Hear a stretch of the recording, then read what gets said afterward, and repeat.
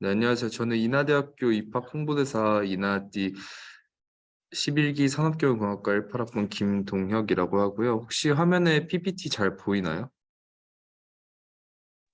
네, 네, 오늘 온라인 캠퍼스 투어 먼저 시작할게요.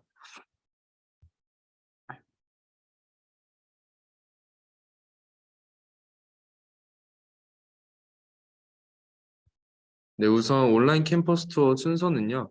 인하대학교에 대해서 먼저 말씀드리고 학교 전공에 소개해드린 그다음에 인하대학교 학생들이 어떻게 생활을 하고 있는지 준비를 하고요. 그 다음에 질의응답 및 퀴즈 시간으로 마무리하도록 할게요. 네, 먼저 제가 인하띠라고 말씀을 드렸는데 혹시 인하띠가 어떤 뜻인지 알고 있을까요?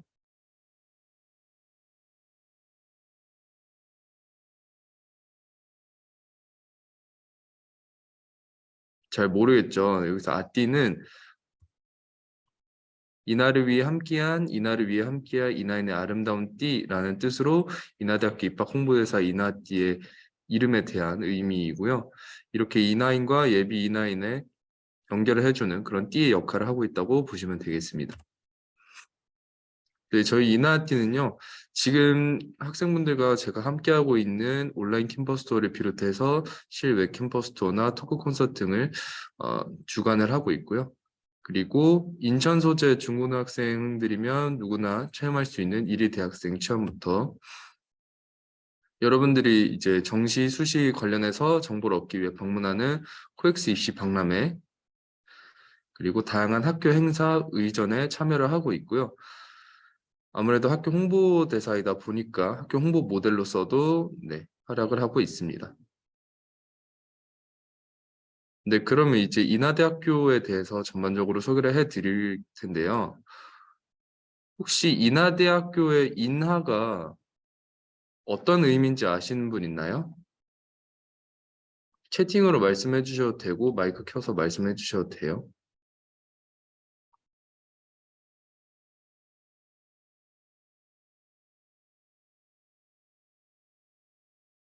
네, 아시는 분이 없는 것 같아서 말씀을 드리면 인하대학교에서 인하는요, 인천 하와이라는 뜻인데요. 왜 인천 하와이라는 뜻이냐면 이승만 대통령께서 전 대통령께서 이제 미국 MIT 공대를 보고 우리나라에도 이런 학교가 하나 있었으면 좋겠다라고 해서 인하대학교를 설립하게 되셨는데 이때 인천에서 토지를 이제 제공해주고 하와이에 있는 교민들이 성금을 모아서 보내줘서 학교가 설립될 수 있었기 때문에 인천의 인과 하와이의 하를 따서 인하대학교라는 이름을 갖게 되었습니다. 인하대학교의 취업률은 많은 분들이 아시다시피 높은 편을 자랑하고 있는데요. 수도권 상위 15개 대학교 기준으로 8위를 보이고 있는 높은 취업률을 보이고 있습니다. 그리고 이것을 기업 규모별로 나누어서 봤을 때도 대기업부터 중견기업, 공기업, 국가 지자체까지 많은 분야에서 비교적으로 높은 취업률을 가지고 있다는 걸 보실 수 있습니다. 네, 그리고 많은 분들이 알고 있는 용현 캠퍼스 말고도 송도에도 인하대학교 캠퍼스가 있는데요. 바로 항공우주융합 캠퍼스입니다. 산학융합지구 촉진 사업의 일환으로 593억의 규모를 가지고 송도에 항공우주융합 캠퍼스를 설립을 하였고요. 여기에서는 이제 항공우주공학과 관련된 수업들이 주로 이루어지고 있습니다. 그리고 인하대학교 동문분들이신데요. 뭐 에너지 계열, 전기 전자 계열, 금융 계열까지 다양한 분야에서 인하대학교 동문분들이 빛을 내고 계시고 그 중에서도 이제 유퀴즈 온 더 블럭이라는 프로그램에 나오셨던 박찬남 대표님, 스틸리안 박찬남 대표님께서도 인하대학교 컴퓨터공학과 08학번 출신이십니다. 네, 박찬환 대표님을 비롯해서 다양한 분야에서 많은 분들께서 인하대학교를 빛내주시고 계십니다. 네, 이 페이지는 이제 여러분들이 좀 더 익숙하게 볼 수 있는 페이지라고 생각을 하는데요. 인하대학교 출신 연예인분들이라고 보시면 되고요. 엑소 수호 찬열님부터 이제 축구를 좋아하시는 남학생분들이면 알고 계실 박종현 해설위원까지 인하대학교 출신임을 보실 수 있고요. 김구라 김동현 부자도 인하대학교 출신이십니다. 네, 그럼 이제 본격적으로 전공 소개로 넘어갈 텐데 공과대학에는 기계산업계열, 화학생명계열, 건축토목계열, IT 계열 등 다양한 계열에서 다양한 학과들이 구성이 되어 있고 인하대학교가 공과대학으로 시작한 만큼 탄탄한 기반을 다지고 있습니다. 그 중에서도 오늘 여러분들이 산업경영공학과나 그 뒤에 빅데이터 관련해서 말씀을 드릴 건데 이 부분은 나중에 말씀을 드리도록 할게요. 그리고 자연과학대학입니다. 해양과학과, 물리학과, 식품영양학과, 생명과학과, 수학과, 통계학과, 화학과 이렇게 있는데 앞서 본 공과대학 슬라이드에서 좀 비슷한 학과들이 있죠. 바로 생명과학과, 화학과학과, 그리고 생명공학과, 화학공학과인데 이 두 가지 과들의 차이점이 무엇이냐라고 하면 자연과학대학에 있는 생명과학과와 화학과는 생명과학 그리고 화학 그 이론 자체를 배운다라고 생각을 하시면 되겠고 공과대학에서는 이 자연과학대학에서 배운 이론들을 가지고 어떻게 하면 이 이론을 가지고 우리의 생활을 좀 더 이롭게 만들 수 있을까라는 그런 공학적인 부분에 좀 더 초점이 맞춰져 있다라고 생각을 하시면 되겠습니다. 그 다음에는 경영학과가 있고 국제통상학과가 있고 글로벌금융학과와 아태물리학부라는 경영대학이 있는데요. 그 중에서도 아태물리학부가 아마 여러분들이 되게 생소하실 텐데 아태물리학부에 대해서 말씀을 드릴게요. 네, 먼저 저는 최근에 선반을 하나 구입을 했는데 이 선반이 제가 구입을 한다고 해서 눈앞에 바로 딱 튀어나온 게 아니잖아요. 분명히 이것이 어디서 만들어졌을 테고 만들어진 제조 공장이 있을 거고 이것이 옮겨진 물류가 있을 거고 그리고 이것이 판매되는 최종 판매지가 있을 텐데 이렇게 저한테 물건이 만들어지면서 저한테 오기까지 이 일련의 과정에 대해서 전반적으로 알아본다라는 게 아태물리학부라고 아시면 되겠고요. 아태물리학부에서 이 아태가 아시아 태평양의 줄임말이기 때문에 아시아 태평양 지역 관련해서 그런 관련 물류를 좀 더 집중적으로 살펴본다라고 생각하시면 되겠습니다. 그 다음은 정치외교학과, 소비자학과, 사회복지학과, 행정학과, 아동심리학과, 경제학과, 미디어 커뮤니케이션 학과가 있는 사회과학대학인데요.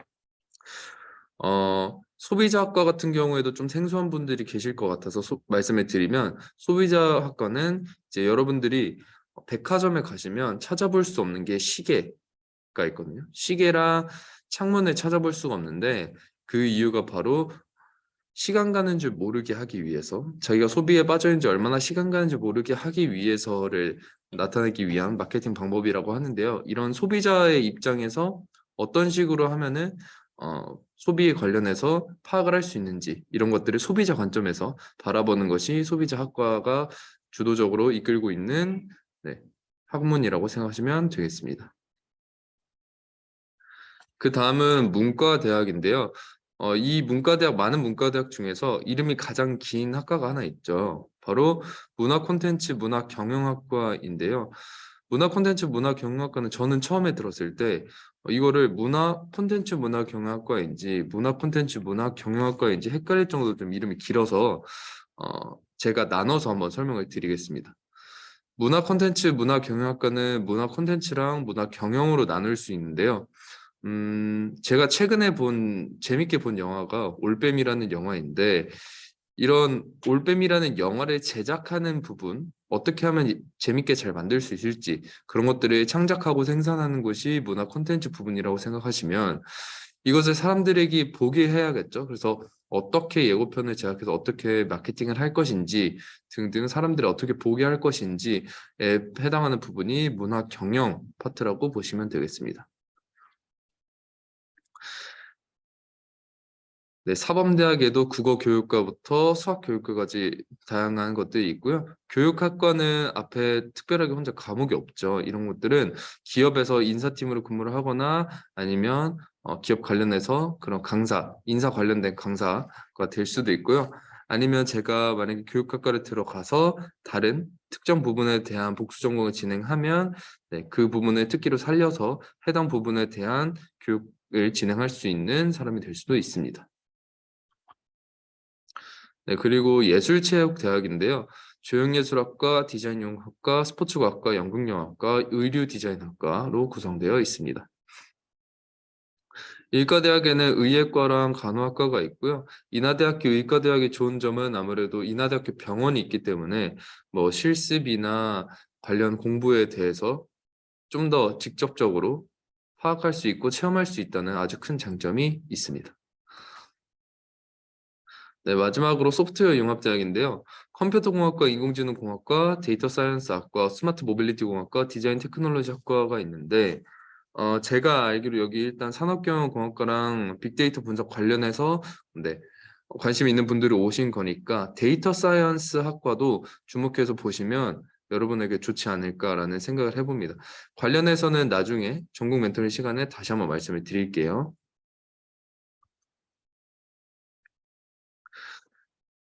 네, 그리고 이제 2023년이죠. 네, 올해부터 도입이 될 자유전공 학부가 인하대학교에 신설이 되었는데요. 정시로 모집을 하고 계열 구분 없이 가군에서 70명을 선발을 합니다. 자유전공 학부 같은 경우에는 1학년에는 학생이 어떤 전공을 찾을 수 있는, 어떤 전공에 내가 관심이 있구나를 찾을 수 있는 그런 다양한 교양이라던가 탐구하는 과목들을 주로 듣게 되고요. 2학년에 진입할 때 인문, 자연, 예체능 구분 없이 학생이 원하는 전공을 선택할 수 있는 그런 선택권을 완전 보장하고 있습니다. 근데 의과대학이랑 사범대학이랑 미래융합대학은 제외되어 있고요. 의과대학이랑 사범대학은 아무래도 국가고시 인원이 정해져 있기 때문에 그거에 대한 티오가 발생하지 않으면 어, 진행할 수 없는 점을 감안해서 의과대학이랑 사범대학이랑 미래융합대학은 네, 선택할 수 없다는 점 알고 계시면 좋겠습니다. 네, 다음은 인하대학교 학생들이 대학 생활을 어떻게 하는지 살펴볼 텐데요. 첫 번째로 대학교는 학문의 장, 인하대만의 혜택은 이라는 제목으로 인하대학교 학생이 되면 받을 수 있는 혜택에 대해서 말씀을 드리겠습니다. 첫 번째로 교내에 휴게 공간이랑 학습 라운지가 되게 많습니다. 그래서 여러분들이 공부를 하실 때 뭐 스터디 카페를 간다든가 독서실을 간다든가 일반 카페를 간다든가 하면은 돈이 많이 들기도 하고 이제 좀 환경이 부담스러울 수도 있는데 교내에 이렇게 휴게 공간이랑 학습 라운지가 많기 때문에 언제든 편하게 이용할 수 있다는 큰 장점이 있습니다. 그래서 뭐 아름 라운지를 시작으로 해서 학생회관 디자인 팩토리, 인터내셔널 스튜던트 라운지, 경영대학 사회과학대학 라운지, 인천공항 물류 라운지, 그리고 월천 라운지, 해동 꿈지니어 라운지, 정적학술정보관 라운지, 스터디 카페 등등 다양한 시설에서 여러분들이 학습을 누릴 수 있고요. 이렇게 학교가 학생들의 학업을 존중한다는 점을 살펴볼 수 있습니다. 네, 그리고 많은 분들이 대학교 오면은 교환학생을 꿈꾸시는 분들이 많을 텐데 인하대학교는 59개국 389개교와 교류 협정을 체결을 해서 여러분들이 편하게 그리고 여러분들이 교환학생을 다닐 수 있는 기회를 제공을 하고 있습니다. 다양한 프로그램이 마련되어 있고요. 많은 분들이 많이 교환학생에 참여할 수 있도록 학교에서 많은 노력을 하고 있습니다. 그런데 교환학생처럼 이렇게 학기 단위로 가기에는 좀 무리가 있다, 아니면 좀 부담이 된다라는 분들도 계실 텐데요. 그런 분들을 위해서 해외 지역 연구 프로그램이 준비되어 있습니다. 네, 이 프로그램은 방학 때 잠깐 다녀오는 프로그램이라고 보시면 되고, 이 해외 지역 연구 프로그램도 8개국과 협정을 맺어서 진행하고 있다는 점 아시면 좋겠습니다. 그리고 인하대학교가 해외에도 존재하는데요. 바로 우즈베키스탄의 IUT 타슈켄트 인하대학교가 바로 그것입니다. 우즈베키스탄 수도인 타슈켄트에 인하대학교가 설립이 되어 있고, 이것은 대학 단위 교육 시스템을 해외로 수출한 첫 사례인데요. 수출한 첫 사례임에도 불구하고 졸업생의 90%가 IT 기업이나 정부 기관에 취업할 만큼 굉장히 좋은 성과를 보이고 있다고 합니다. 네, 그리고 인하대학교의 도서관인 정석학술정보관인데요. 소장 도서가 무려 165만여 권이 있고 스터디룸부터 열람권까지 다양한 인프라가 구축되어 있어서 학생들의 학업을 존중하는 모습을 볼 수 있습니다. 그리고 이 165만여 권이 얼마나 많은 책인지 가늠이 안 될 수가 있는데 여러분들 63빌딩 아시죠? 이 63빌딩을 330채 쌓아 올리면 이것이 165만여 권과 비슷해진다라는 것을 확인할 수 있습니다. 그만큼 학교에는 소장하고 있는 도서가 많고요. 여러분들이 좀 더 학업에 노력을 기울일 수 있는 배경이 되겠습니다. 네, 그리고 화면에 500억이라는 숫자가 떠 있는데요. 이 500억이라는 숫자의 의미는 바로 인하대학교에서 1년간 인하대학교 학생들한테 지급하는 장학금의 총액입니다. 교내 장학금과 교외 장학금을 합쳐서 많은 학생들이 장학금에 대한 수혜를 받을 수 있도록 노력을 하고 있습니다. 500억이니까 여러분도 인하대학교에 입학을 하셔서 열심히 노력하시고 공부하시면 충분히 받을 수 있겠죠.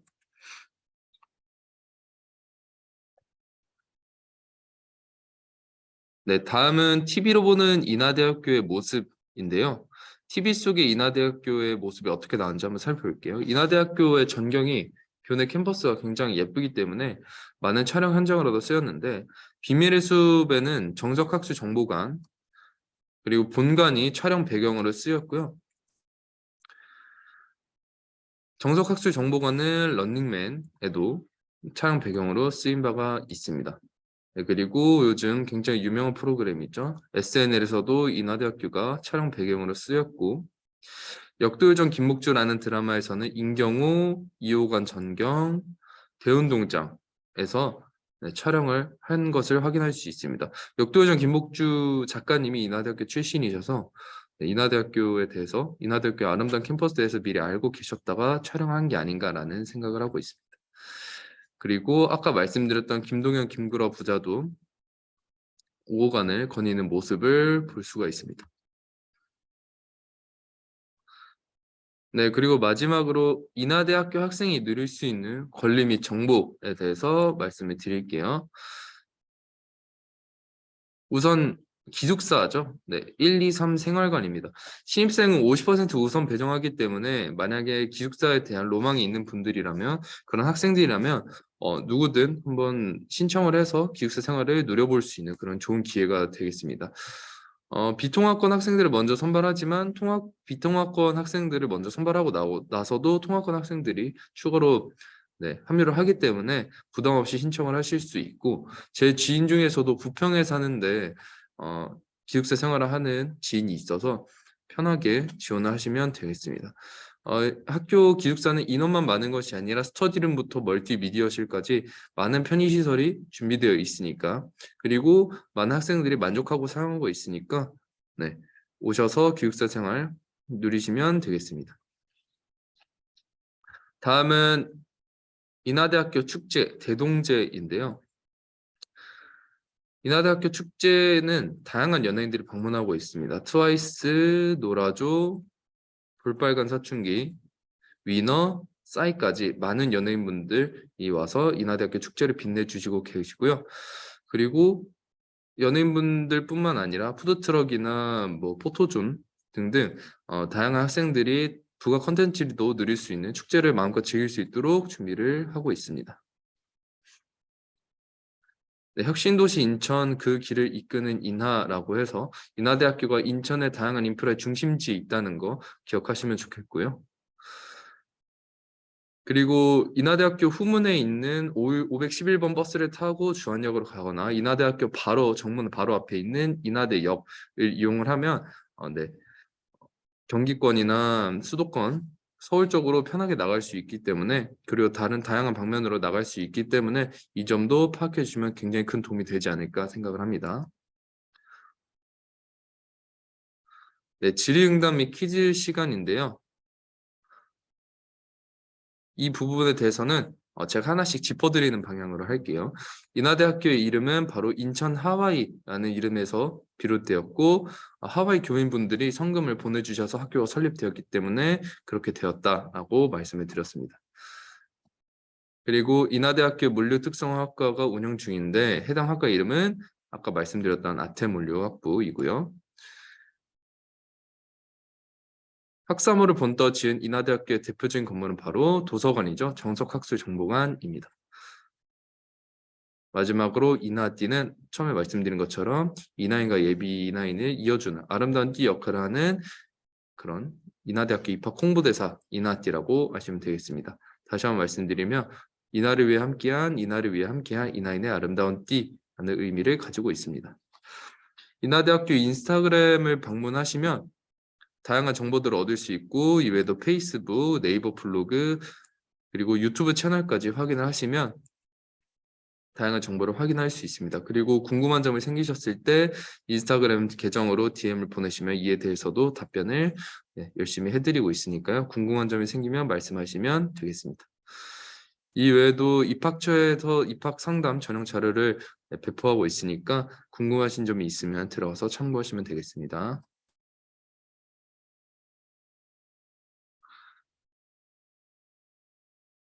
네, 제가 오늘 준비한 실내 캠퍼스 투어는 여기까지이고요. 그럼 저희 이제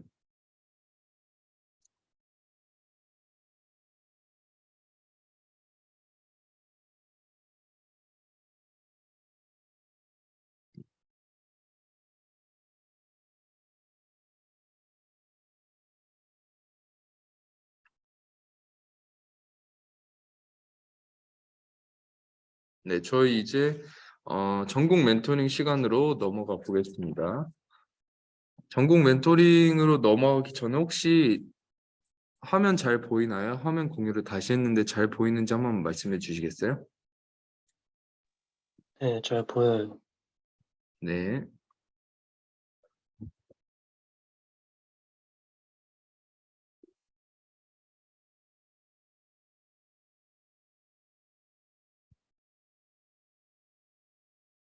네, 그럼 다시 시작해 보겠습니다.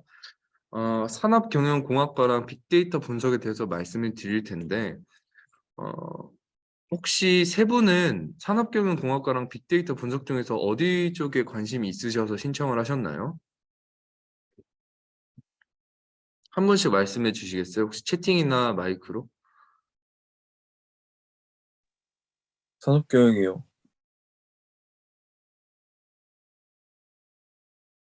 네, 다른 분은요? 저 빅데이터요. 빅데이터요. 네, 두 분은 빅데이터고 한 분은 산업공학과. 알겠습니다. 그럼 고루고루 말씀을 드릴게요. 그 질의응답 시간이 뒤에 있으니까 그때 편하게 질문하시면 되겠습니다.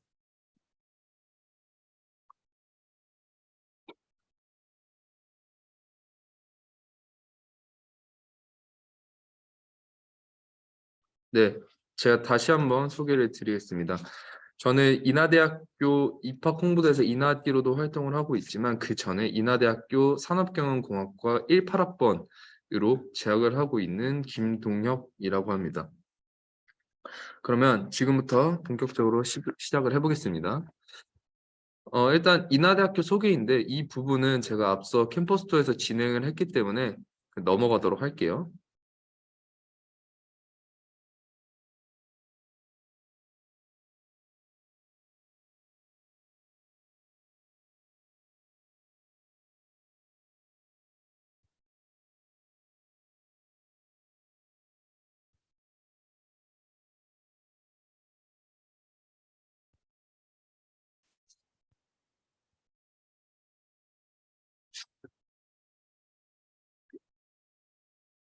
그 부분 좀 길어져서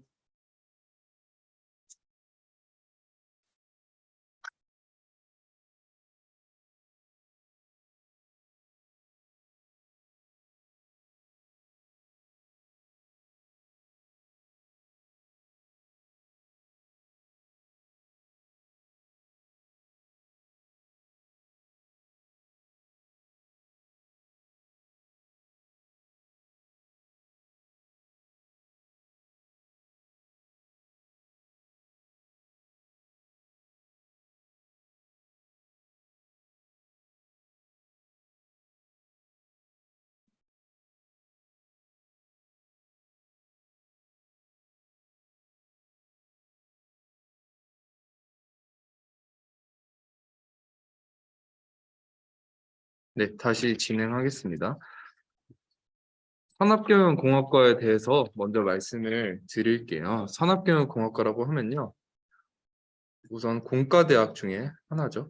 네, 그 공과대학에 대한 설명은 아까도 말씀드렸으니까 넘어가도록 하고 산업경영공학과에서 무엇을 배울까라는 생각이 들 수 있는데 산업경영공학과는요. 이렇게 정의되어 있어요. 융합과학 시대의 새로운 가치와 혁신을 창출하는 학문, 경영 환경 전반에 걸친 문제를 공학적으로 해결하고 관리하는 학문이라고 되어 있는데요. 지금 여기 가운데 사진을 보시면, 가운데 하단을 보시면 오케스트라를 지휘하는 학문이라고 되어 있죠. 그래서 산업경영공학과가 공대라는 오케스트라를 지휘하는 마에스트로라는 별명이 있을 정도로 네, 이렇게 다양한 분야를 배운다라는 의미인데요. 다양한 분야를 넓게 폭넓게 배운 다음에 그것들을 이용해서 무언가 이루어내는 그런 학과라고 보시면 되겠습니다. 좀 더 확실하게 말씀을 드리면요. 산업경영공학과는 시스템을 이루고 있는 구성 요소들을 하나씩 파악을 한 다음에 이 구성 요소들에 대해서 다 파악이 끝나면 네, 이 시스템이 어떻게 하면 좀 더 좋아질 수 있을까? 어떻게 하면 좀 더 효율적으로 돌아가게 할 수 있을까? 네, 최적화를 시킬 수 있을까라는 것이 산업경영공학과의 그 산업공학 학문이죠. 학문의 목표입니다. 그래서 장점이라면 제가 말씀드린 것처럼 다양한 것들을 많이 배우기 때문에 팔방미인이라고 하고요. 단점은 역학을 배우지 않는다 했는데 이게 단점이라고는 하기는 어렵고 뭐 누군가에는 장점이 될 수도 있으니까 그만큼 너무 깊게 들어가진 않을 수 있다. 무언가 특정한 하나에 대해서 파고드는 다른 학과와 다르게 네, 그렇게 깊게는 배우지 않을 수 있다라는 것입니다. 일반 공학과 산업경영공학의 차이점은 아무래도 일반 공학은 어떻게 이 내가 가진 배운 학문을 가지고 무엇을 좋게 더 만들 수 있을까? 그러니까 생활을 이롭게 만들 수 있을까? 하나의 학문을 가지고 연구하고 개발하는 거라면 산업경영공학은 전반적으로 다 살펴본 다음에 이 다양한 소스들을 이용해서 내가 하나의 시스템을 어떻게 구현할 수 있을까? 관리할 수 있을까? 조율할 수 있을까를 생각하는 것이 다르다라고 생각하시면 되겠습니다. 네, 이 부분은 넘어가도록 할게요. 그래서 내가 많은 부분에 대해서 관심을 가지고 있고 난 이것도 배우고 싶고 저것도 배우고 싶고 하나에 깊게 배우기보단 다양한 것들에 대해서 내가 식견을 좀 넓히고 좀 전체를 구성하는 그런 시스템을 구성하는 그런 쪽에 관심이 있다라고 하면은 저는 산업경영공학과를 추천해 드립니다. 자, 그러면 어떤 과목들을 배울지 한번 살펴볼게요. 그래서 뭐 이렇게 영역 커리큘럼에 대해서 제가 따온 건데요. 지금은 2023학년에는 좀 달라질 수 있어요. 이게 학번마다 커리큘럼이 조금씩 달라지기 때문에 어쨌든 살펴보면 수학 관련된 전공 필수 과목들이 있고 공통 영역에도 네, 이제 프로그래밍이나 데이터베이스 이런 데이터 관련해서 수업이 있고요. 산업 경영 및 최적화 부분, 그리고 정보 시스템 부분, 그리고 제조 및 인간공학 부분이 있습니다. 아무래도 산업 경영을 배우면 트랙을 제가 생각하기에는 IT 데이터 쪽으로 가거나 아니면 뭐 생산 품질 이쪽으로 갈 수 있는데요. 생산 품질 쪽으로 간다고 하면 산업 경영 쪽이나 제조 인간공학 이쪽을 좀 더 중심적으로 배운다고 보시면 되고 IT나 데이터 쪽으로 가겠다 하면은 신뢰성 관련 부분이나 정보 시스템, IT 쪽 수업을 많이 듣는다라고 생각하시면 되겠습니다. 음, 이게 학년마다 조금 수업이 새로 생기는 것도 있고 없어지는 것도 있긴 한데 2023학년, 2022년쯤부터 걸쳐서 IT 관련해서 수업들이 꽤 많아지고 있어서 이 부분 대해서는 걱정을 안 하셔도 괜찮습니다. 그래서 2023학년도에도 한번 살펴보고 수업을 들으면 좋지 않을까 싶어요. 그래서 보면 산업경영공학이랑 함께 하면은 좋은 학과들이 있는데 인하대학교에 오면 복수 전공, 연계 전공, 심화 전공, 뭐 부전공 이런 것 중에 하나를 꼭 해야 되기 때문에 이쯤에서 살펴보는 건데 여기 추가가 된 게 이제 빅데이터 분석이라는 연계 전공이 붙었고요. 제가 산업경영공학을 주전공으로 하고 빅데이터 분석을 네, 연계 전공으로 진행하고 있습니다.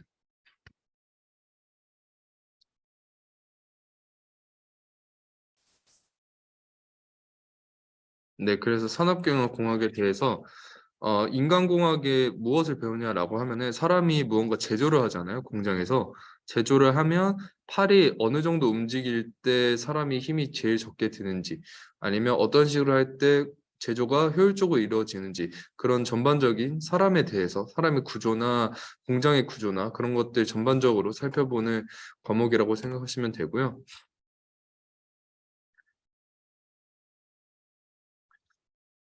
다음 경영공학인데 경영공학은 어떻게 하면 효율적으로 생산할 수 있을까? 아까 인간공학은 물리적으로 그런 것들을 생각했다면 경영공학은 이제 이런 것들을 수식화하고 좀 더 아까 말씀드렸던 최적화 관련해서 네, 생각을 한다라고 보시면 되겠습니다.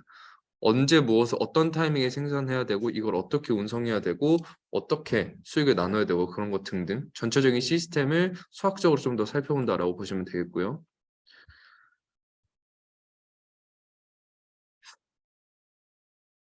네, 그리고 생산 품질 공학 쪽은 아무래도 네, 어떤 식으로 해야 생산적으로 좀 효율적으로 이루어질 수 있을지 품질 관련해서 어떻게 이루어져야 될지 등등을 살펴보신다라고 생각하시면 되겠습니다. 저희가 지금 산업경영공학이랑 빅데이터 분석을 둘 다 설명드려야 되기 때문에 좀 빨리 진행을 할게요.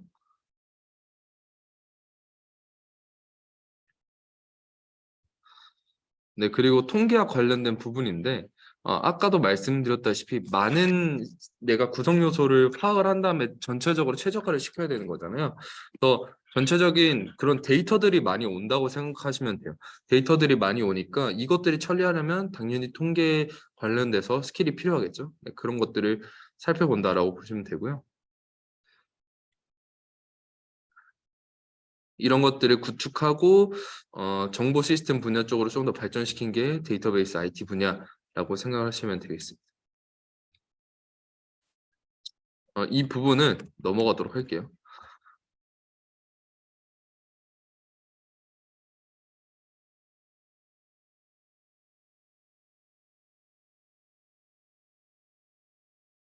네, 교내 소모임에 대해서 말씀을 드릴게요. 저희과 소모임에는 이렇게 헤어핀, 아킬레스, 학생의 아이덱스, 인더스 이렇게 소모임이 있고요. 뭐 학생회가 술만 먹고 할 일이 되게 많다라고 생각하실 수 있는데 그렇지 않습니다. 학교에서 하고 싶은 거 하면서 할 수 있고 뭐 할 일도 그렇게 많지 않고요. 술도 이건 당연히 개인의 의사이기 때문에 강요하지 않습니다. 그리고 학생회가 좋은 점이 뭐냐면 저는 이런 소모임을 좀 추천드리고 싶은 게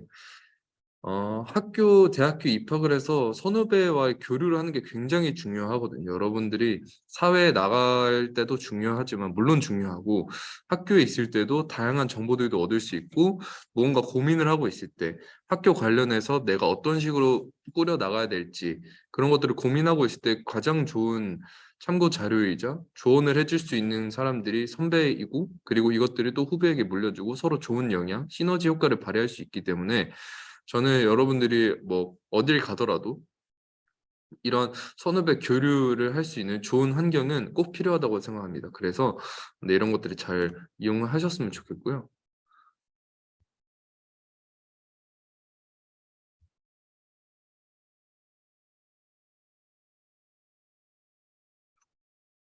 네, 아이덱스라고 학교 컴퓨터 소모임이라고 보시면 됩니다. 산업경영공학과 컴퓨터 소모임이고요. 이런 의미를 가지고 있고 컴퓨터 관련해서 스터디도 진행하고 그리고 같이 놀기도 하고요. 관련 프로젝트를 진행하기도 하고 이 아이덱스 선배님들이 다양한 분야에서 취업을 할 때 이제 와서 취업 관련해서 강의를 해주시기도 하고 그런 좋은 영향을 주고받는 소모임이라고 보시면 되겠습니다. 이 왼쪽에 있는 게 산업경영공학과 랩실이라고 그 컴퓨터실이라고 보시면 되고 오른쪽이 네, 아이덱스 방이다라고 생각하시면 되겠습니다. 뭐 C 언어에 대한 스터디, 파이썬에 대한 스터디, 각종 언어들에 대한 스터디가 열리고 있어서 이런 것들을 소모임에서 자체적으로 열리는 그런 스터디를 들으셔도 좋고 아니면 뭐 관련해서 강좌가 필요하다든가 아니면 선배의 도움이 필요하다라는 것들 뭐 좀 알려주셨으면 좋겠다 이런 것들도 좀 자유롭게 물어볼 수 있는 분위기고요. 같이 공모전도 나오고 프로젝트도 진행하고 그렇게 하고 있습니다.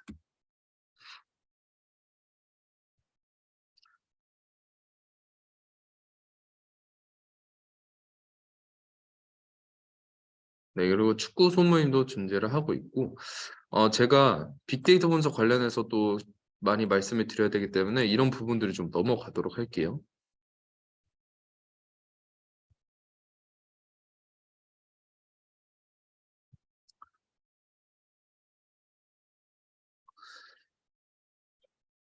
그럼 제가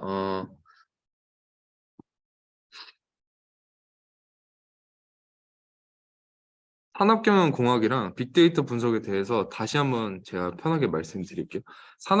제가 산업경영공학이랑 빅데이터 분석이라는 연계 전공을 함께 하고 있는데, 제가 함께 하게 된 이유는 그거예요. 산업경영공학을 저희 학교만 산업경영공학이고 다른 학교에서는 산업공학이라는 말을 많이 쓰는데, 이 산업공학이라는 분야에 들어오게 되면 아까도 말씀드렸듯이 내가 구성 요소들을 하나씩 파악을 하고 시스템을 구성을 하고 시스템을 최적화시키고 효율성 있게 이렇게 효율적으로 운영을 해야 된단 말이죠. 근데 그러려면 나한테 오는 정보들이 다 데이터예요. 데이터이기 때문에 내가 이 데이터들을 어떻게 활용할 것인가, 그리고 내가 이 데이터들을 어떤 방식으로 가공하고 사용하면 좀 더 쉽게 파악을 할 수 있고 이렇게 이용할 수 있는가에 대한 이런 근본적인 고찰이 필요하고 스킬이 필요하기 때문에 산업공학을 하는 분들이 적어도 인하대학교에서는 산업경영공학과를 전공하시는 분들은 통계 관련해서 많이 좀 연계 전공이나 부전공이나 복수 전공이나 이런 것들을 공부를 좀 많이 합니다. 아무래도 나한테 오는 게 데이터이기 때문에 어떻게 데이터를 꾸려야 되는지 파악을 해야 되니까요. 저도 그 중에 하나고 빅데이터 분석이라고 하면 일단 산업공학적에서 데이터를 받으면 할 수 있는 게 내가 어느 회사를 갔어요. 아니면 어느 연구를 들어갔어요. 들어갔을 때 내가 공부한 분야가 아니면 모를 수밖에 없잖아요. 그쵸? 내가 반도체를 만들던 사람이 아니고 산업공학을 하던 사람인데 물론 반도체를 잘 알 수도 있겠지만 어느 분야에 가서든 전문적으로 할 수는 없단 말이에요. 제가 생각할 때 산업공학은 굉장히 포괄적이고 좀 어느 분야에서든 좀 긍정적인 그런 학문이기 때문에 어느 분야에든 폭넓게 그러니까 진출을 할 수가 있어요. 내가 반도체에 관련 없는 사람이어도 반도체 회사를 들어갈 수 있고 생산과 관련 없는 사람이어도 생산 쪽에 들어갈 수가 있고 등등 할 수 있는데 그게 가능한 이유가 뭐냐면 빅데이터 분석이랑도 좀 연결되는 건데요. 어, 내가 그 분야를 전문적으로 알진 못하지만 전문가가 나한테 그거에 대한 정보를 주면 내가 이걸 좀 유의미하게 바꿔볼 수 있어 라는 스킬을 가진 게 바로 산업공학입니다. 그러니까 내가 그 분야를 다 알 수는 없는데 이거를 전문적인 지식을 나한테 보내줄 사람은 따로 있는 거죠. 그래서 그 전문적인 지식을 나한테 보내주면 내가 이걸 데이터화시키고 다양한 분야에서 영향력을 파악을 한 다음에 하나의 시스템을 구성하는 것들을 조율을 해볼게. 그런 것들이 산업공학의 근본적이라는 거죠. 그래서 제가 이런 것들을 좀 더 잘하기 위해서 빅데이터 분석을 하고 있는 거고 그 빅데이터에 관련해서 궁금하다고 한 두 학생 있잖아요. 혹시 빅데이터에 관심이 있으면 통계학에도 관심이 있나요? 통계학과나 이쪽에도 관심이 있나요? 두 학생은? 네. 유승호 학생은 어때요? 네, 저도 어느 정도는 있어요. 그러면 혹시 통계학이랑 데이터를 분석하는 거랑 어, 같다고 생각하세요? 아니면 어느 정도 차이점이 있다고 생각하세요?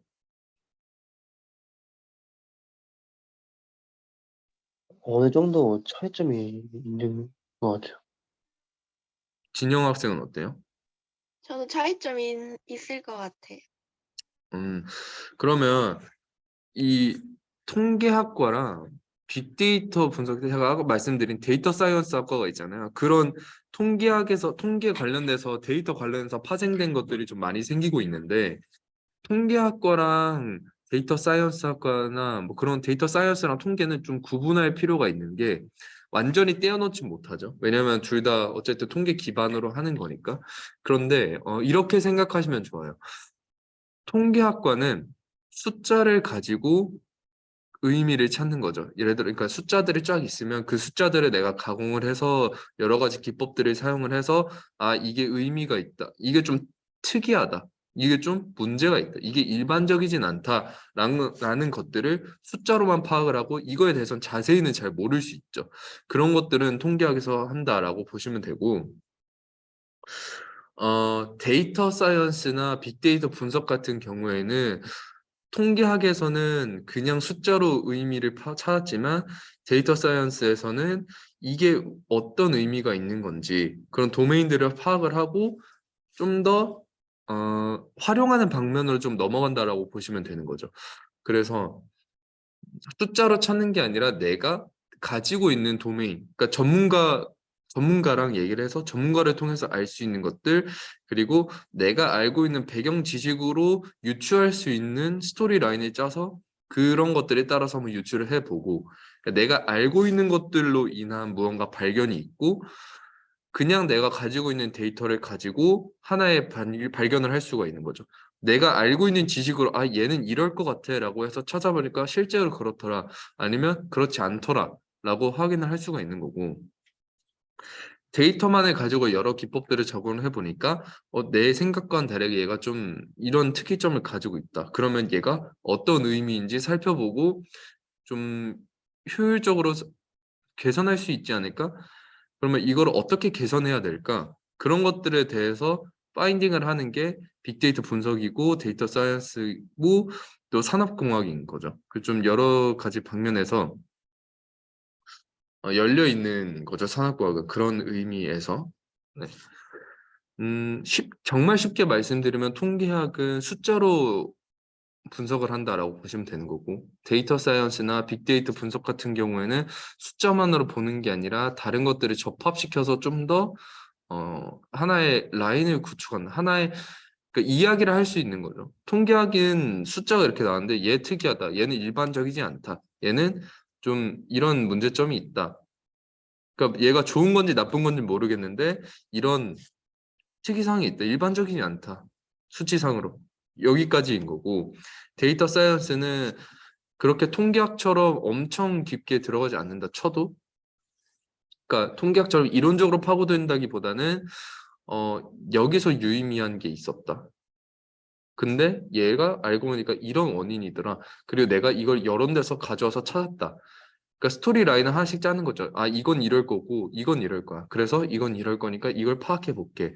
그러면서 좀 다양한 것들을 접합시키면서 하나의 이야기를 만든다라고 생각하시면 돼요. 그래서 빅데이터 분석은 내가 데이터를 만약에 분석을 한다고 하면 데이터를 분석했을 때 뭔가 이야기가 하나 나와야 되는 거죠. 어, 혹시 김훈 학생은 산업공학의 어떤 쪽에 좀 관심이 있나요? 근데 저는 그거를 아직 정하지 못해가지고 네네. 찾고 있는 중이에요. 어떻게 어쩌다가 이제 산업공학에 대해서 조금 관심을 가지게 된 거죠? 제가 원래 그 경영 쪽에도 관심이 많았는데 네. 그 산업공학이 그 경영 쪽에도 좀 관심이 있고 문이과 네네. 약간 통합적인 네. 그런 과라고 생각을 해서 좀 저랑 맞는다고 생각해서 결정하게 음, 되었어요. 좀 포괄적으로 배우는 부분이 이제 마음에 들었던 거죠, 그러면. 네네네. 아, 그러면은 산업공학을 네, 어울린다고 보실 수 있고, 음, 이게 큰 장점인 거죠. 산업공학 아까 말씀드렸다시피 어디서든 활약을 할 수 있다고 생각해요, 저는. 그래서 내가 특정한 무언가를 배우지 않더라 하나만 파지 않더라도 다양한 걸 알고 있고 그리고 내가 그 다양한 걸 알고 있는데 그러니까 우리는 어떻게 적용하고 어떻게 찾을 수 있는지를 배우면 전문가가 그 지식을 주면 되는 거잖아요. 내가 모르는 부분은. 그래서 그런 부분 쉽게 그냥 그런 것들을 받아서 어떤 식으로 이용하면 될지 생각을 하면 된다라는 것이고 혹시 세 분은 궁금한 거 있으세요? 빅데이터 분석이나 산업공학 관련해서? 그러니까 제가 지금 두 가지를 한 번에 하려다 보니까 뭔가 설명을 드리는 것도 좋은데 질문을 받고 진행하면 좀 더 깊게 정확하게 설명을 드릴 수 있을 것 같거든요. 그래서 질문 있으시면 진짜 아무거나 편하게 물어보셔도 괜찮아요. 제가 네. 그 선택 과목으로 물리를 안 들었는데 네. 물리를 안 해도 좀 괜찮은가요?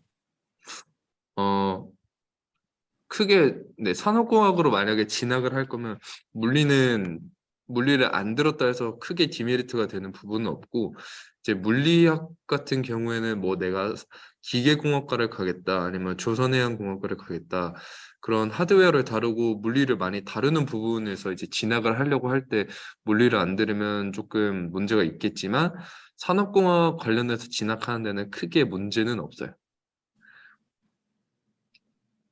그리고 산업공학에 대해 제가 생각할 때는 일단 확통을 잘해야 된다고 하는데 확통도 잘해야 되고 수학을 좀 열심히 할 필요가 있다고 생각해요. 저는 공부를 하면서 느끼는 건데 수학을 좀 잘해야 될 필요가 있다. 열심히 잘하진 않더라도 열심히 해야 될 필요가 있다라고 생각하는 분야예요.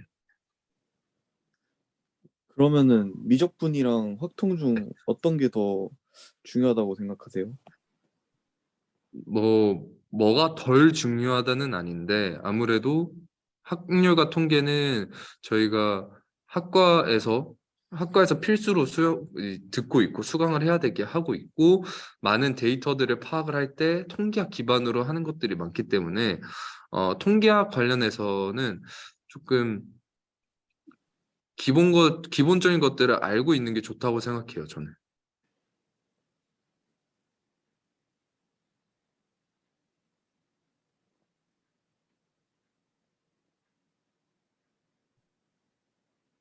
또 다른 질문 있을까요?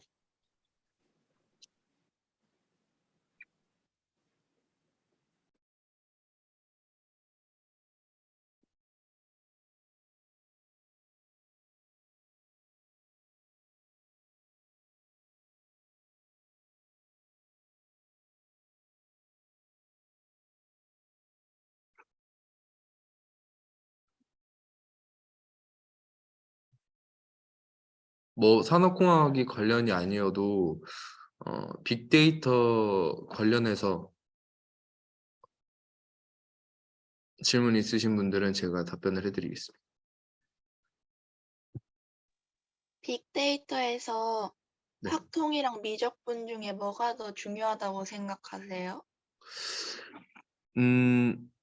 당연히 이제 공부를 하다 보면 사실 미적분도 중요한데요. 아무래도 통계 관련된 분야이다 보니까 통계를 공부를 더 하는 게 좋다고 생각해요. 좀 통계가 되게 중요하고 제가 뭐 굉장히 깊게 배우고 한 건 아니지만 이런 저런 것들 통계 관련해서 빅데이터 분석, 데이터 분석, 뭐 통계 관련해서 공부를 하면서 하면 할수록 느끼는 게 그리고 또 실제 데이터를 가지고 무언가 프로젝트를 하거나 분석을 하거나 그럴 때 느끼는 게 통계학 이론에 대한 기본적인 공부가 갈수록 중요하다는 거를 갈수록 느끼고 있어요. 그래서 여러분이 만약에 데이터 분석 쪽으로 공부를 한다던가 아니면 통계학적으로 공부를 한다면 저는 그 통계학 이론에 대해서 알고 있는 게 굉장히 중요하고 좀 열심히 하셨으면 좋겠다라는 말씀을 드리고 싶어요. 이게 가면 갈수록 느껴지거든요. 통계적으로 내가 얼마나 지식이 있는지에 따라서 조금 생각하는 차도가 좀 달라지는 그런 것들이 있어서 통계학은 좀 열심히 하셨으면 좋겠어요. 만약에 이쪽 분야로 가실 거라면.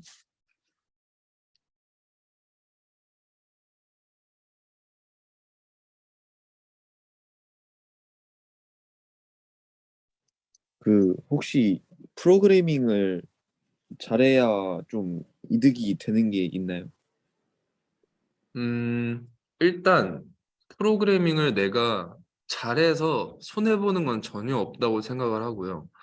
어, 뭐 못해도 와서 배우면 그만이긴 한데 아무래도 잘하면 좋고 근데 이 프로그래밍이라는 게 개발을 하는 건 아니거든요, 저희가. 그래서 개발적 프로그래밍이 아니라 내가 데이터 분석에 쓰는 그런 다양한 기법들을 좀 알고 있으면 좋아요. 그러니까 분석을 한다고 내가 무언가를 앱을 만들고 뭐 프로그래밍 딥하게 개발하고 그런 건 아니고 데이터들이 있으면 어떻게 보면 이 데이터들을 다루는 툴로 파이썬이나 이런 언어들을 사용을 하는 거거든요. 그래서 뭐 데이터를 받으면 이거를 파이썬에 넣어서 파이썬이 가지고 있는 라이브러리나 그런 다양한 기법들, 방법들을 이용을 해서 분석을 하는 것이지 막 개발적으로 프로그래밍을 하는 건 아니기 때문에 그렇게 딥하게 할 필요는 없다고 생각하는데 그래도 살펴보면 좋아요. 그래서 분명 보면 데이터 분석 관련해서 쓰는 다양한 툴이 있거든요. 그래서 좋은데 프로그래밍의 이점이라고 하면 내가 생각한 것들, 내가 공부한 것들, 배운 것들을 코딩을 하면 코딩을 하면서 내가 뭘 모르는지, 뭘 아는지 한 줄 한 줄 파악을 할 수 있어서 공부하는 쪽에서는 굉장히 좋습니다. 일단 확실한 거는 프로그래밍이 내가 잘하는데 손해가 되는 건 전혀 없다고 생각하고요. 못해도 데이터 분석 관련한 기법들을 좀 살펴보면 큰 도움이 될 것이다 라고 말씀을 드리고 싶어요. 그러니까 하나의 툴로 쓰는 거예요. 계산기처럼. 내가 암산을 할 수 있지만 계산기가 있으면 좀 더 빠르고 정확한 것처럼 그런 하나의 툴로 쓰는 거죠. 프로그래밍 언어를. 그러면 혹시 어떤 언어를 배워요? 일단 파이썬을 제일 많이 해요. 파이썬만 잘해도 큰 문제 없다고 생각해요. 이게 통계 쪽으로 들어가면 R이라는 프로그램 써요. 영어 R이라는 프로그램을 쓰는데 R이라는 프로그램은 통계에 관련 통계학 쪽으로 가면 이제 많이 배우고요. 데이터를 분석한다라고 하면 R보다는 R을 쓰기도 하지만 저는 개인적으로는 파이썬을 많이 쓰고 제 주위 사람들도 파이썬을 많이 쓰고 있어서 파이썬에 보면 판다스나 뭐 데이터 프레임 이런 거 다루는 게 있어요. 그런 것들을 어떤 식으로 하는지 일단 알고 있으면 좋아요. 이런 식으로 되는구나. 아, 이게 어떤 의미구나. 인데 제가 통계학을 좀 잘하면 좋겠다라고 말씀을 드린 이유가 내가 도구를 쓸 거면 어떤 목적이 필요한데 그 목적을 찾으려면 통계학이 필요해요. 내가 통계적으로 어떤 유의미한 거를 그러니까 통계적인 기법을 써서 유의미한 걸 찾아야 되는데 이게 어떤 방법을 썼을 때 어떤 결과가 나와야 되는지 그걸 모르면 쓸 수가 없거든요. 그래서 통계학을 알아야 이런 것들을 잘 활용을 해서 이제 코딩을 한다라는 거죠. 그러니까 한국말의 의미도 모르는데 한국말 쓰기만 하는 거, 따라 쓰기만 하는 건 크게 의미가 없으니까. 내가 어떤 의미를 전달하고자 할 때 특정 단어를 쓰는 것처럼 그 의미가 무엇인지 아는 게 중요하다는 거죠. 그래서 어쨌든 프로그래밍 언어만 말씀드리면 파이썬만 잘해도 저는 어, 일단 학부 과정에선 충분하다고 생각해요. 파이썬을 실제로 뭐 전문가처럼 쓰기에는 굉장히 어렵고 파이썬만 잘 달아도 굉장히 경쟁력 있고 이미 충분하다고 저는 생각을 합니다. 감사합니다. 네. 또 다른 질문 있을까요? 저희가 한 30분 정도 남아서 진짜 아무거나 편하게 말씀해 주셔도 괜찮아요.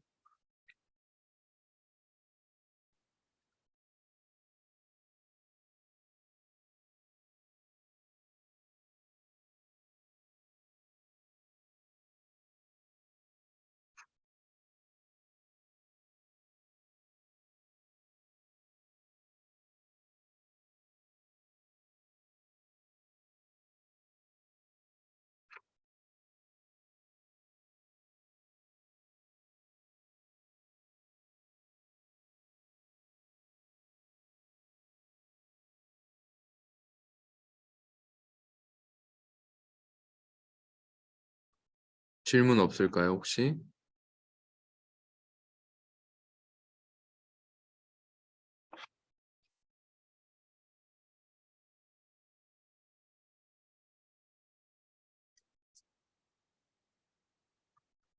그러면 제가 하고 있는 연계 전공인 인하대학교 빅데이터 분석에 대해서 말씀을 드릴게요. 인하대학교 빅데이터 분석은요, 다양한, 이게 여러 학과가 혼합되어 있다고 보시면 되는데, 통계학과, 경영학과, 정보통신공학과, 그리고 소비자학과, 뭐 산업교원공학과 등등등 여러 가지 학과에서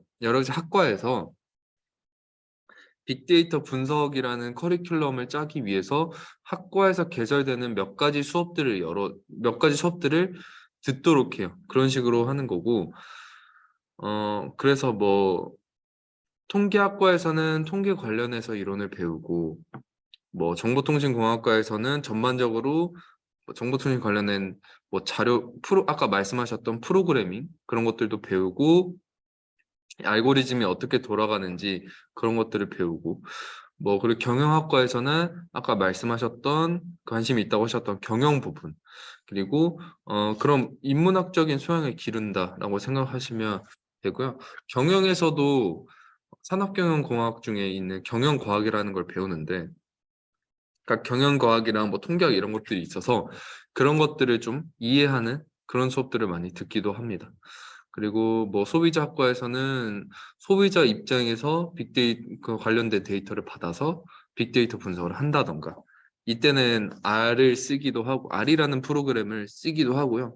근데 내가 만약에 여러분들이 뭐 대학교 진학하기 전에 내가 뭔가 공부를 하겠다라고 하면은 좀 더 포괄적이고 좀 넓게 쓸 수 있는 건 확실히 파이썬이에요. R보다는 파이썬을 추천드리고 싶고 만약에 처음 프로그램을 공부를 하는 거라면 네, 그렇게 말씀을 드리고 싶고 통계 그 지금 유승우 학생이랑 최진영 학생은 통계랑 빅데이터 분석해서 관심이 있다고 했잖아요. 그러면 회귀 분석에 대해서 좀 살펴보는 걸 진짜 적극 추천할게요. 회귀 분석을 제가 채팅에 올려드릴게요. 회귀 분석이라고 있거든요. 이거 관련해서 조금 살펴보면 큰 도움이 되지 않을까 싶어요. 이게 회귀 분석이 제가 생각하기에도 그렇고 여러 교수님들께서 말씀하시기에도 그렇고 통계학 그리고 데이터 사이언스학에서 개설되는 수업 중에 가장 중요한 수업이라고 생각을 하시고 저도 그렇게 생각을 해요.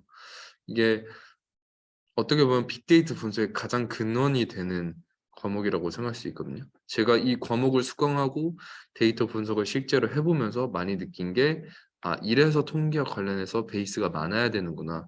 베이스가 있으면 좋구나라는 거를 느껴서 여러분도 꼭 확인했으면 좋겠습니다.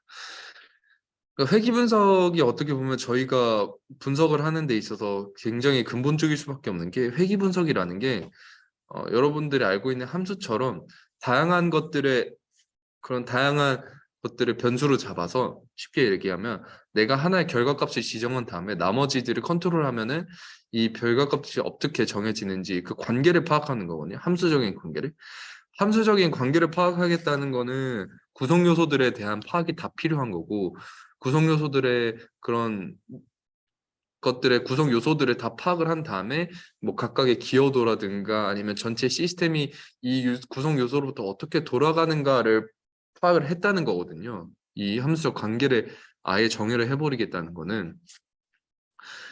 근데 지금 얘기만 들어봐도 이게 우리가 해야 되는 일인 걸 알잖아요. 뭐 산업공학이든 빅데이터 분석이든 그냥 데이터를 다루는 일이든 그렇기 때문에 이게 굉장히 폭넓게 사용되는 기본적인 지식이고 또 그만큼 깊게 들어오면 어렵기도 하고 그래서 회귀 분석에 관련해서는 조금 시간이 있을 때나 뭐 관심 있다 하면은 그럴 때 좀 틈틈이 찾아보고 공부하는 것도 저는 추천해 드립니다.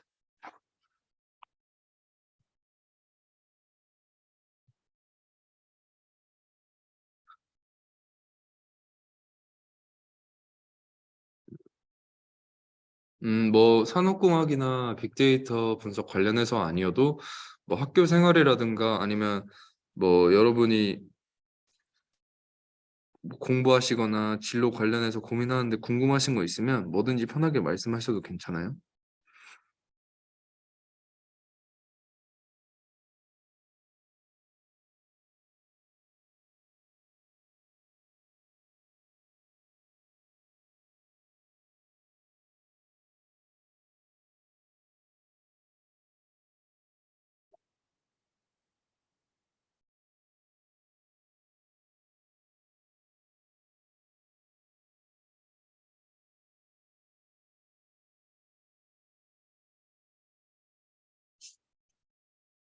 저 혹시 세 분은 몇 학년이에요?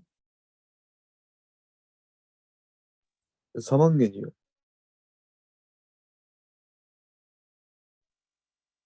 전 1학년이요. 저 이제 고등학교 2학년이에요. 1, 2, 3학년 다 계신.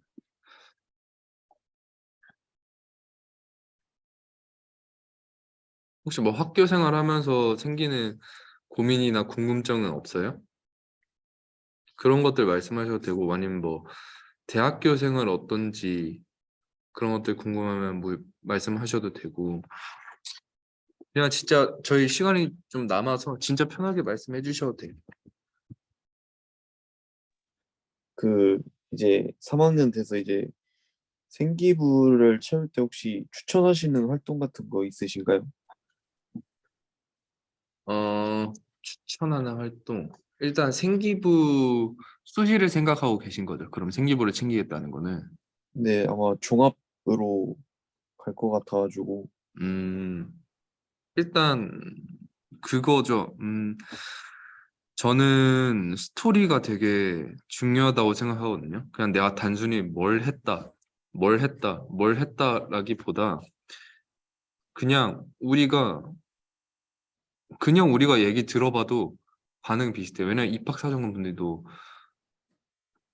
음, 같은 사람이고 글을 읽는 사람이기 때문에 하나의 스토리를 좀 만드는 게 중요하다고 생각하고요. 뭐 예를 들어서 내가 수학 시간에 학통 시간에 선생님이랑 수업을 하다가 통계 관련해서 공부를 했고 통계 관련해서 수업을 듣다가 회귀 분석이라는 걸 알게 됐는데 회귀 분석이란 게 뭔지 찾아보니까 아 이런 거더라. 그래서 내가 회귀 분석에 대해서 궁금증이 생겨서 책을 하나 찾아봤고 책을 찾아보니까 아 회귀 분석에 대해서 전반적으로 이런 거구나를 알게 되었다. 그래서 내가 회귀 분석을 책을 보니까 좀 더 흥미가 생겨서 이걸 내가 공부하고 있거나 아니면 내가 관심 있는 이쪽에 적용을 한번 해볼 수 있겠다. 뭐 실질적으로 내가 특허를 내고 이런 건 어려워도 그냥 보고서나 뭐 탐구 활동이나 그런 것들로 한번 해볼 수 있겠다라는 생각이 들어서 그렇게 적용을 해봤고 적용을 해봤더니 이런 결과가 나왔다. 그리고 다음에는 어떤 활동으로 해야겠다는 생각을 했다. 뭐 이런 스토리가 하나 생기면 이어가는 게 보기에도 재밌고 학생이 확실히 탐구적인 성향이 있다라는 걸 파악을 할 수 있잖아요. 그래서 그런 스토리들을 쓰는 게 중요하다고 생각하고 그냥 단순히 내가 뭐 했다라기보다 그게 중요하다고 생각을 하고요. 지금 생기부에 적을 수 있는 활동이 좀 많이 적어지고 있다 보니까 음, 본인을 잘 표현할 수 있는 거, 본인을 내가 어떤 사람인지 제일 잘 표현할 수 있는 걸 쓰는 게 좋고 고3이면 이제 어느 정도 종합을 쓸 거라면은 어느 정도 내가 어디 학과를 가겠다라는 게 잡혀 있는 거잖아요. 잡혀 있으면 그 학과에서 바라는 인재상이라던가 그 학과에서 배우고 공부하고 하는 것들 관련된 활동을 많이 넣어주는 게 좋죠. 그리고 내가 그 분야에서 좀 두각을 드러낸 부분이 있으면 확실하게 어필을 해주는 게 좋고 그런 것들을 고려를 해야 되는 거죠. 그러니까 내가 어떤 전형을 쓸 거냐. 내가 전공 적합성이 좀 높은 전공 적합성이나 좀 그런 전공 관련 활동을 많이 한 거를 높게 쳐주는 학과를 많이 쳐주는 전형을 쓸 거면 전공 관련해서 해야 되는 거고 내가 그냥 학생의 학구열만 보는 그런 전형이 있잖아요. 전공 적합도보다는 그런 것들을 보는 거면 내가 얼마나 학문 관련해서 열심히 했는지, 탐구적으로 주도적으로 했는지 그런 것들을 보여주는 게 중요한 거죠. 그래서 본인이 한 활동은 본인이 가장 잘 아니까 가장 본인을 잘 표현할 수 있고 그리고 스토리 라인이 있고 그리고 학과 관련된 거 그런 거면은 아주 베스트인 거죠.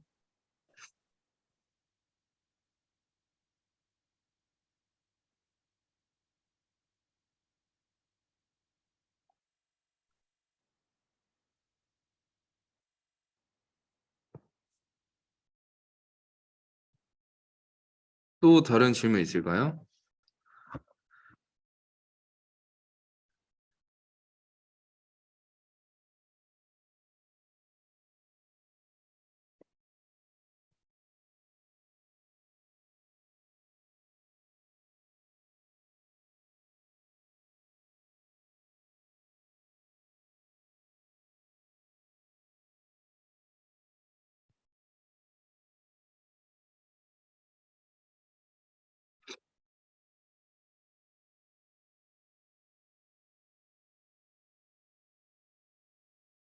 그 승우 학생이랑 진영 학생은 왜 통계랑 데이터 쪽에 관심이 있는 거예요?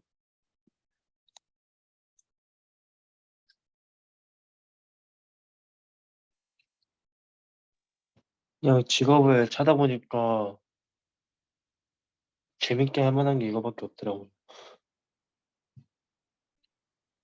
흥미를 느낀 거죠. 뭔가 분석하는 거에서 흥미를 느낀 거죠. 네. 진영 학생은요? 저는 원래 정보통신에 관심이 많은데 데이터 분석에도 관련이 있다고 해서 이거 들으러 온 거예요.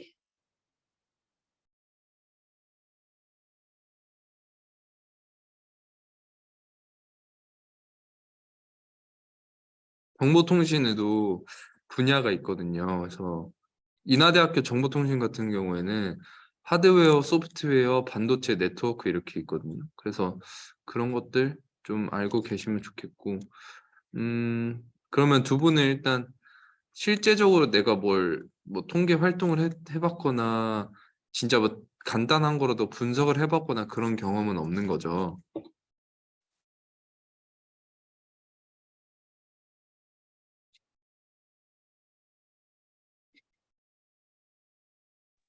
있긴 있는데 프로그래밍, 근데 진영 학생은 네. 프로그래밍은 해봤어요. 그 데이터 가지고 해봤어요? 아니면 그냥 파이썬 같은 거 해보신 C 언어 C 언어? 해봤어요. 네. 뭐 좀 통계적으로 정리하고 그런 것도 해봤어요? 그건 안 해본 것 같아. 승우 학생은요?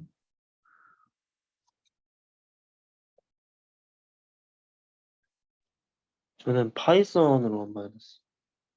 그 분석을 해보신 거예요? 아니면 그냥 코딩만 좀 해보신 거예요? 그 코딩도 해보고 분석도 해보고 둘 다 해봤어요. 어떤 데이터로 했어요? 그 데이터를 어디서 받아서 했어요?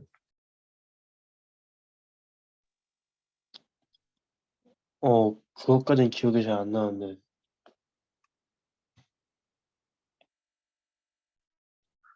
음, 그 만약에 내가 분석을 하겠다라고 하시면 그거를 그런 걸 한번 해보는 걸 추천드리는 게 실제 데이터, 그러니까 실제 가공되지 않은 데이터라든가 실제 데이터를 가지고 해보는 게 되게 좋은 기회거든요. 그리고 흔치 않은 기회라서 이런 것들이 보통 뭐 교회 대회가 될 수도 있고 아니면 학습 프로그램이 될 수도 있고 이런 걸 열 때 많이 제공을 해주거든요. 왜냐하면 실제 데이터는 막 뿌릴 수가 없는 거니까. 아니면 뭐 본인이 통계청 들어가서 한 데이터를 가지고 그거 그냥 뭐 프로그램으로 막 분석은 안 하더라도 아, 실제 가공되지 않은 데이터는 이렇게 있구나. 그리고 이런 것들을 어떻게 가공을 해야 되는구나. 그런 것들을 좀 살펴보는 거를 추천해 드려요. 그게 진짜 해보고 안 해보고가 실력적으로 차이가 많이 나고 내가 이 분야랑 어울리는지 안 어울리는지도 확인을 할 수 있고 좀 공부도 할 수 있고 여러모로 굉장히 좋은 거라서 실제로 빅데이터 분석 뭐 관련해서 공부를 하거나 프로젝트를 하면 데이터를 공부하는 사람들 학생들은 실제 데이터를 가지고 하는 프로젝트, 실제 데이터를 가지고 하는 대회를 되게 소중하게 생각을 하거든요. 저도 그렇게 생각을 하고 있고, 저도 이런저런 프로젝트를 지금도 하고 있지만 하는 이유가 가장 큰 이유는 물론 나한테 혜택이 되는 것도 있지만 공식적으로 실제 존재하는 어떤 기관에서 나한테 그들만의 데이터를 줘서 내가 분석을 할 수 있는 기회를 주는 거는 되게 되게 중요한 경험이고 어떻게 보면 나중에 해야 될 나의 업무를 한번 더 확인할 수 있는 거라서 진짜 중요한 기회예요. 그래서 그런 기회 있으면 한번 해보시고 코딩은 막 엄청 잘하면 좋은데 엄청 막 그렇게 집착까진 않아줘도 괜찮은데 어쨌든 그런 것들을 분석을 하다 보면 아니면 분석을 하는 방법에 관한 동영상을 찾는다든지 아니면 그냥 그런 것들을 찾아보시거나 포스팅을 찾아보시면 학습하는 데도 굉장히 큰 도움이 될 거고 말씀드렸다시피 실력적으로도 정말 차이가 많이 나고 되게 좋은 기회이기 때문에 그런 것들을 한번 해보시는 걸 저는 적극적으로 추천을 드리고, 저는 이 산업공학이라는 분야가 전망이 진짜 좋다고 생각을 하거든요. 그래서 뭐 빅데이터 분석은 그 특화된 학과로 갈 수도 있지만, 산업공학이랑 만나면 제가 아까 말씀드린 것처럼 산업공학을 만나면 식견이 넓어지는데, 식견이 넓어지는 게 저는 데이터를 분석하는 데 있어서 정말 정말 중요하다고 생각하거든요. 그래서 어떻게 보면 내 스토리 라인을 짤 수 있는 그 길을 뚫어놓는 거예요, 산업공학 같은 걸로. 저는 실제로 프로젝트나 분석을 하면서 여러 가지 방면으로 살펴볼 수 있는 그런 능력을 산업공학을 통해서 배웠기 때문에 어, 성공적으로 할 수 있었고, 그게 되게 중요하다고도 제가 전문가한테도 얘기도 들었고, 어쨌든 산업공학이라는 분야가 전망이 되게 좋다고 생각해서 저는. 왜냐면 한쪽에 특화되어 있는 학과는 시대를 잘 맞이해야 된다고 해야 될까요? 그런 것들이 있어요. 뭐 지금 예를 들어 다 AI 시대로 변하고 자동화 시대로 변해버리면 내가 산업의 흐름이 바뀌면서 공부했던 분야가 뭐 대세가 아예 달라질 수 있고, 뭐 코로나19가 확 만연하면서 생명공학에 대한 그런 것들이 막 붐업이 되는 경우도 있고, 그런 것처럼 좀 특화되어 있는 부분은 시대를 좀 하는 경향이 있는데, 산업공학은 내가 어떤 시대에 어떤 정보를 가져오든 어떤 분야이든 내가 전문가가 나한테 주면 그거 내가 해줄게. 내가 다양한 식견이 있으니까 이런 식으로 조율을 하면 된다는 거를 나는 알고 있으니까, 이런 분야에서 이런 쪽으로 문제가 생기면 이렇게 컨트롤하고, 이런 문제는 어떻게 컨트롤하고, 이런 것들을 나는 배웠으니까, 어떻게 최적화해야 되는지 배웠으니까 좀 말랑말랑한 학과라고 해야 되나, 좀 스펀지 같은 학과라고 해야죠. 좀 흡수율도 좋고 다양한 분야에 적응할 수도 있고. 그래서 저는 산업공학을 모르는 학생들도 많아서 좀 빅데이터 분석으로 온 두 분한테도 한번 고려를 해보시라고 말씀을 드리고 싶고, 이제 산업공학을 애초에 생각하고 계신 분도 다시 한번 생각해 보시고, 확신이 있으면 그 분야로 쭉 가시는 것도, 그 공부를 좀 더 해보시고, 산업공학에도 다양한 분야가 있으니까 아까 말씀드린 것처럼 뭐 생산 품질 쪽을 관리할 수도 있고 데이터 IT 쪽을 확인할 수도 있으니까 그런 것들도 한번 확인해 보시고, 어쨌든 산업공학이든 빅데이터 분석이든 제가 드리고 싶은 말씀은, 일단 여러분들이 식견이, 시야가 되게 중요하다라고 말씀을 드리고 싶어서, 다양한 것들을 접해보시고 다양한 것들을 시도해보시고, 그리고 실제 데이터를 다루면 내가 이 실제 데이터를 다룰 때 이 실제 데이터 관련해서 배경 지식이 무조건 필요해요, 분석을 하려면. 왜냐면 내가 잘 모르는 분야에 대해서 데이터를 가지고 파인딩을 하는 거랑, 내가 잘 아는 분야에 대해서 데이터를 가지고 파인딩을 하고 스토리 라인을 짜는 거랑 진짜 천차만별이거든요. 그래서 도메인에 대한 그 배경 지식에 대한 조사를 어쨌든 하게 돼요, 실제 데이터를 받으면. 그렇기 때문에 그런 쪽에서도 도움이 많이 되는 거죠. 이거 내가 이전에 다뤄봤던 분야인데 그럼 이런 거 알고 있고, 그럼 분석이 좀 더 수월해지고, 그리고 내가 처음 보는 데이터는 계속 다루다 보면 처음 본 데이터는 이렇게 했어야 됐지, 맞아. 처음 본 데이터는 이런 식으로 접근하면 좋았지라는 경험도 생기니까, 네, 여러분들이 다양한 시도를 해보셨으면 좋겠고 데이터를 많이 다뤄봤으면 좋겠어요. 뭐 너무 전문적으로 하지 않아도 돼요. 그래서 그냥 내가 살펴봤다, 데이터를 살펴보고 이런 식으로 접근해야 된다, 그 방법만 알고 있어도 진짜 저는 훌륭하다고 생각하거든요. 그래서 대학생들도 그런 거 못하는 대학생이 많기 때문에 그런 연습을 좀 하시면 큰 도움이 될 거고, 통계학이랑 데이터 사이언스나 뭐 빅데이터 분석이나 이런 것들에 대한 차이점을 좀 더 생각해 보시고 내가 어느 분야로 가는 게 맞을지 좀 더 생각을 해보시고, 네, 그러면 여러분께 충분히 도움이 되지 않을까 생각을 합니다. 네, 그럼 추가적인 질문 없는 걸로 알고요. 제가 준비한 전국 멘토링은 여기까지 하도록 하겠습니다. 그리고 20분에 되면 여러분들께 아마 지금 이미 갔을 수도 있는데 만족도 조사가 있기 때문에 관련해서 조사해 주시면 감사하겠고, 뭐 지금 아직 시간이 좀 남아 있어서 하시다가 중간중간에 궁금한 점이 생기시면 뭐든지 물어보셔도 괜찮아요.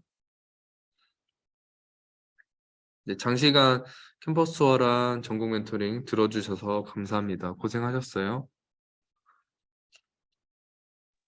수고하셨습니다. 네, 감사합니다.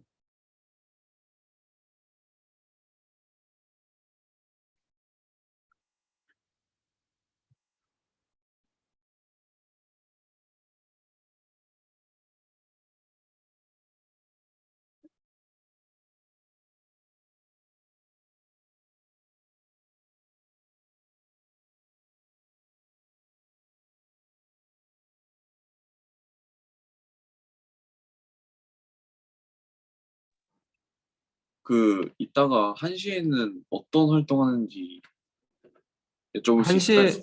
1시에는 방금 한 거랑 똑같아요. 아, 오전에 했던 거를 한 번 더 오후에 하는 거예요. 시간 그냥 가능하신 분들한테.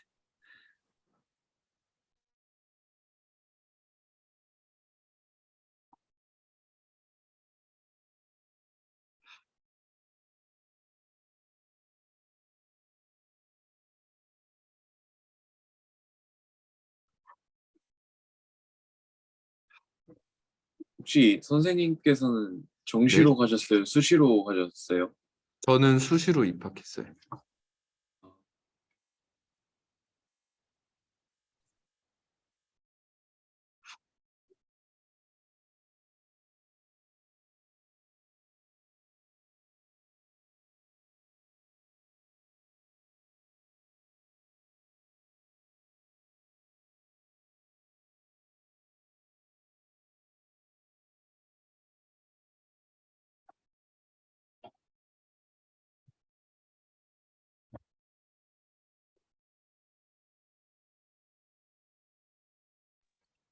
그러면 지금 네, 4학년이신 거예요? 네, 저 이제 4학년인 거죠. 올해 4학년이.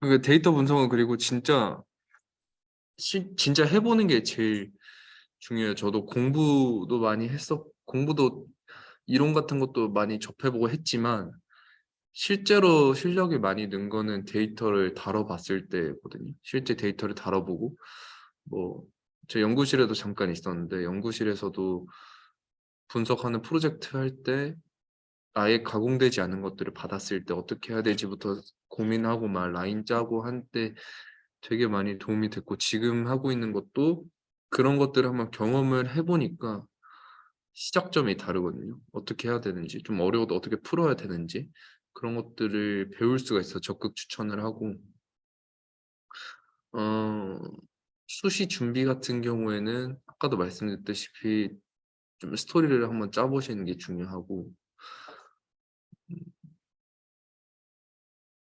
그 면접 같은 경우도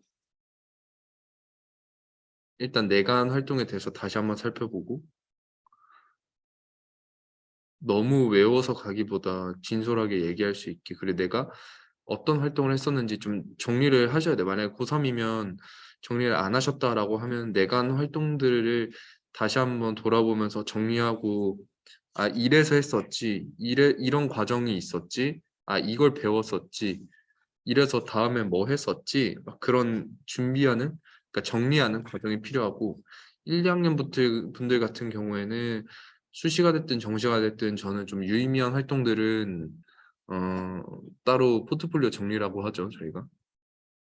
그 정리를 해두시는 걸 추천해요. 나중에 가면 생각이 안 날 수도 있어서 그때만 딱 생각이 나는 게 있거든요. 그래서 관련해서 좀 살펴보고 준비하고 했으면 좋겠어요. 뭐든지 이론은 베이스고요. 이론을 베이스로 다양한 것들을 시도하고 좀 적용해보고 그런 경험들이 있으면 확실히 성장이 많이 되는 것 같아서 네, 그렇게 했으면 좋겠습니다. 혹시 졸업하시고 어느 네. 쪽으로 방향을 나아가실 생각이세요? 저도 생각 중이긴 한데요. 아까 말씀드린 것처럼 사실 산업공학을 전공을 하면 진짜 어디든 갈 수 있거든요. 그러니까 어느 분야라고 하면, 그러니까 회사 자체가 어느 분야인지는 크게 뭐 문제가 되지 않는 것 같고, 제가 데이터 분석 쪽으로 가거나 아니면 뭐 생산 품질 라인 쪽으로 가면 생산 품질에서도 데이터를 다뤄서 조율을 하는 거니까 그쪽으로 가지 않을까 생각하고 있어요.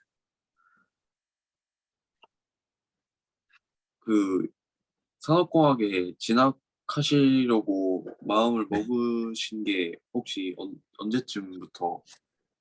저는 고등학교 1학년 1학기 초창기 때부터 마음을 잡았었어요. 제가 발명 활동을 했었는데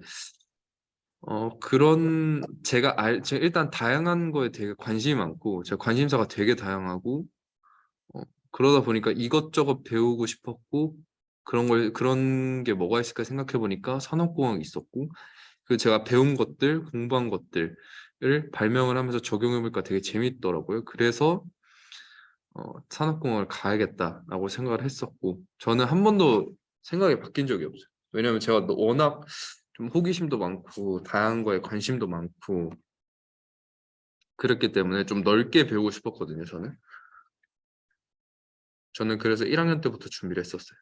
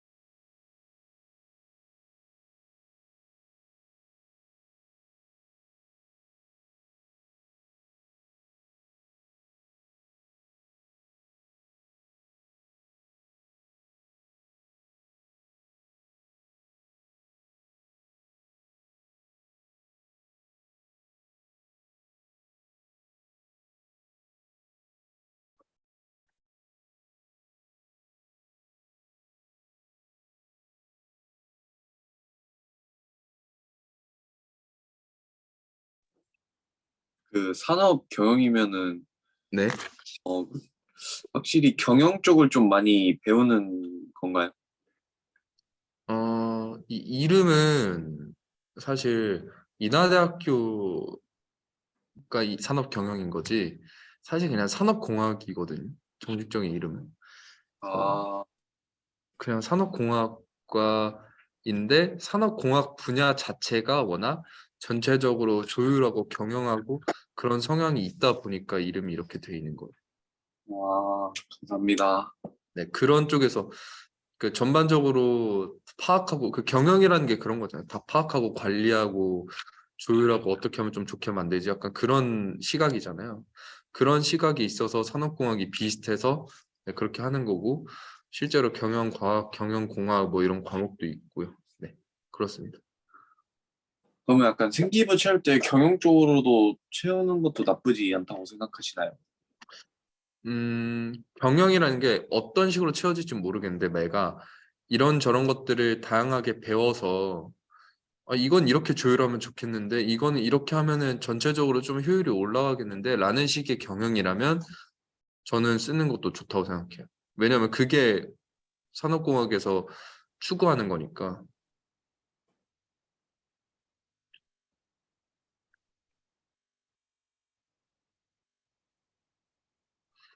그러니까 어떤 학과를 진학을 하겠다. 그러면은 그 학과에서 근본적으로 중요하게 생각하는 게 뭐고 어떤 활동을 가장 중요하게 생각하고 그런 걸 생각을 하면 내가 어떤 활동을 해야 되고 어떤 공부를 해야 되는구나가 좀 잡혀요.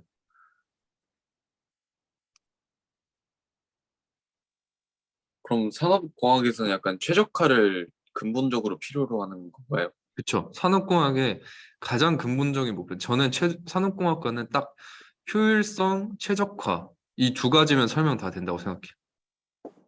아, 근데 효율성이랑 최적화를 이루는 과정에서 구성 요소에 대한 파악이 필요한 거기 때문에 근본적인 목표는 효율성, 최적화 이 두 가지 단어면 저는 산업공학은 다 충분히 설명한 거라고 생각해요.